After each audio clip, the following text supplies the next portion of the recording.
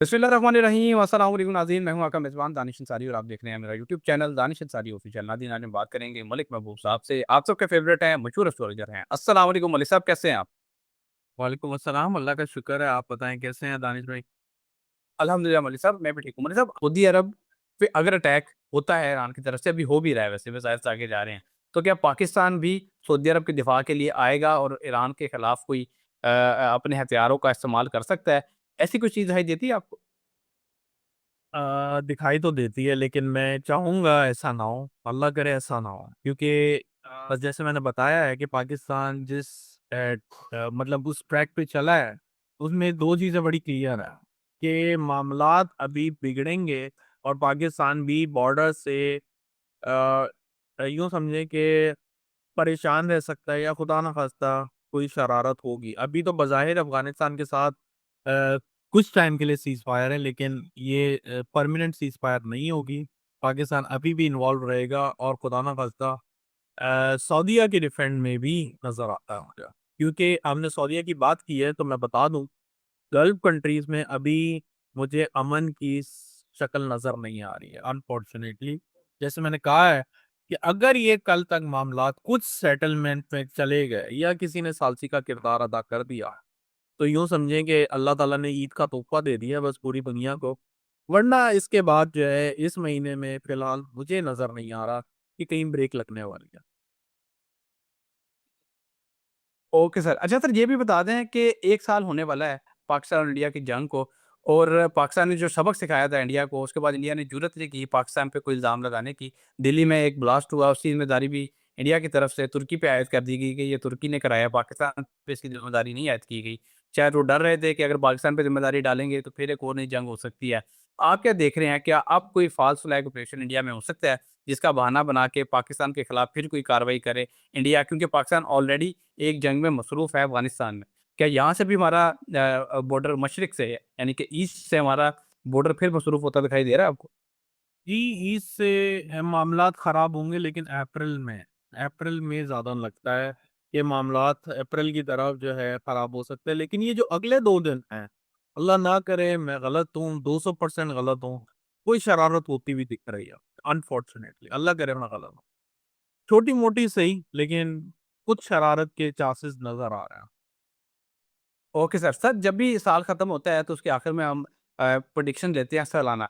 तो 2025 के आखिर में मैंने आपसे प्रेडिक्शन दी थी, आपने बताया था कुदरती आफ़ात पूरी दुनिया में दिखाई देंगी। फिर हमने देखा कि अमेरिका में भी शदीद किस्म के तूफ़ान आए, और जो मशरिक़ वुस्ता है यहाँ पे बहुत ज़्यादा तबाही हुई क्लाइमेट चेंज की वजह से, और अर्थक्वेक्स जो हैं वो आए।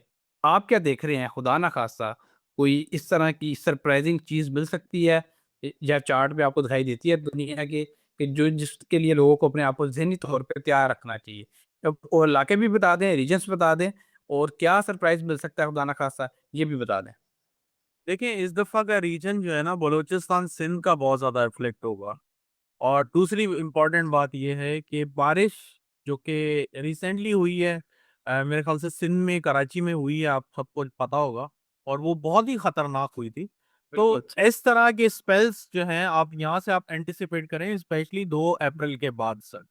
जैसे ही मार्स एंटर होगा पाइसेस के अंदर वाटरी साइन में, तो पानी से रिलेटेड मैंने जैसे पहले बताया कुछ भी पॉसिबल है। चाहे वो ऑयल के प्राइस हों, गैस, पेट्रोल, पानी इसमें ये भी चीज़ आती है कि खुदा ना ख़ास्ता पानी के अंदर जो वायरसेस होते हैं, वो बहुत फैलते हुए नज़र आ रहे हैं।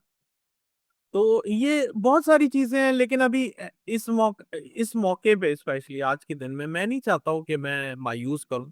बस यही है कि आप एहतियात बरतना शुरू करें और स्पेशली इन चीज़ों से बहुत केयरफुल रहें।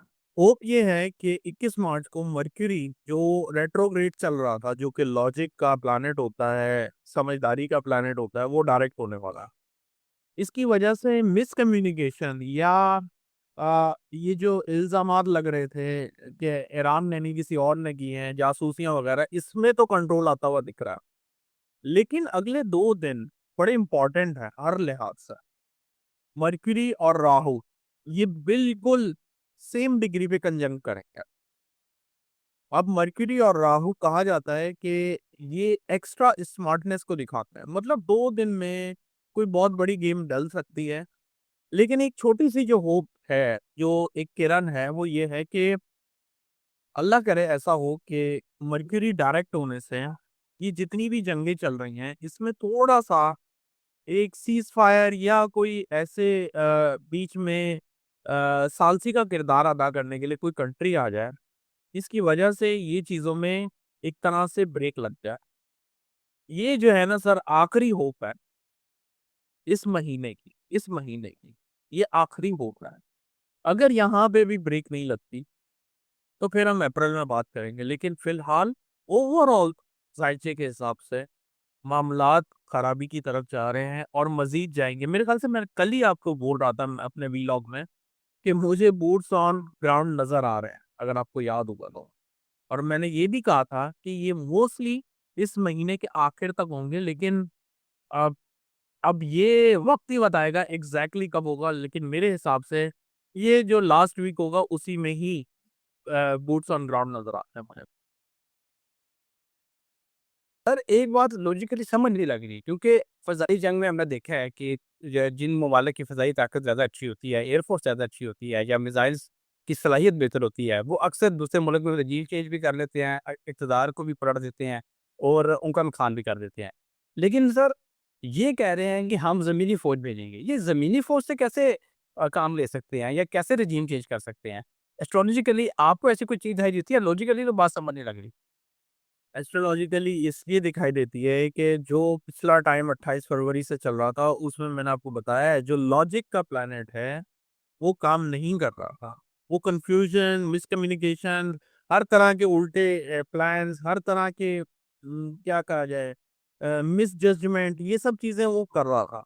अब वो जैसे ही डायरेक्ट होगा, तो चीज़ों में क्लैरिटी आती हुई नज़र आएगी। बस यही एक वजह।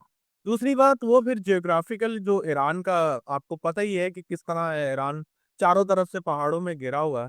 तो वो तो ज्योग्राफिकल उस बात पे आ जाती है, ग्राउंड रियलिटी पे आ जाती है। लेकिन एस्ट्रोलॉजिकली मैंने आपको कल भी बताया कि ईरान से लड़ना आसान नहीं है। उनका जो 7th हाउस है, जो कि आपके सामने मतलब आपके ओपोनेंट का होता है, वो बहुत वीक है। उसकी वजह से जो भी लड़ने आएगा वो मार खाएगा। Okay sir. अच्छा सर, आज की सबसे बड़ी डेवलपमेंट्स में से एक डेवलपमेंट ये है कि बर्तानिया, जर्मनी, फ्रांस, इटली और नीदरलैंड ने मुश्तरका एक बयानिया जारी किया। उन्होंने कहा है कि हम अपने बहरी बेड़े जो हैं वो अपने हुकूमत में भेजने के लिए तैयार हैं।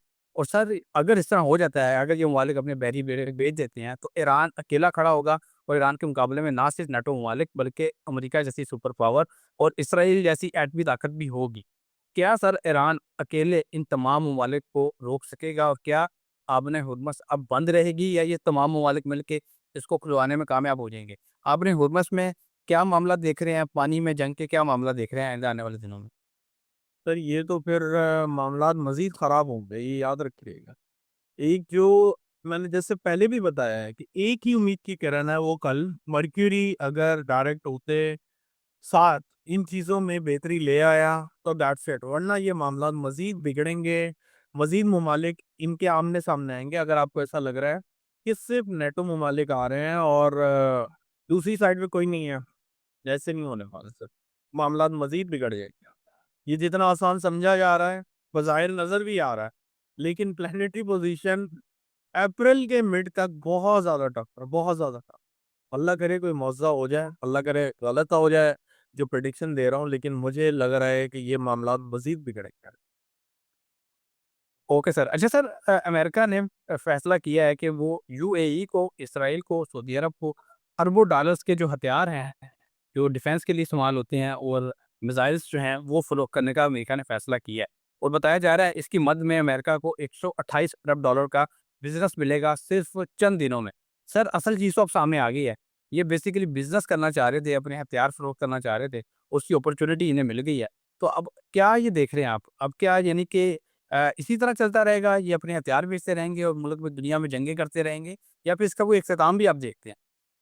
देखिए, अगर आप ये सोच रहे हैं कि ये हथियार बेचने से इनकी इकॉनमी बेस्ट हो जाएगी और सब चीज़ स्टेबल हो जाएगी, तो बड़ी अच्छी बात है। लेकिन मैंने आपको इस साल की शुरू में बताया था, जब जंगें भी शुरू नहीं हुई थी, कि ये मामलात खराबी की तरफ जा रहे हैं। इस साल में रिसेशन आना है और वो अगस्त से मैंने सबसे पहले रिसेशन की आवाज़ दी हुई है कि वो अमेरिका से शुरू होगा।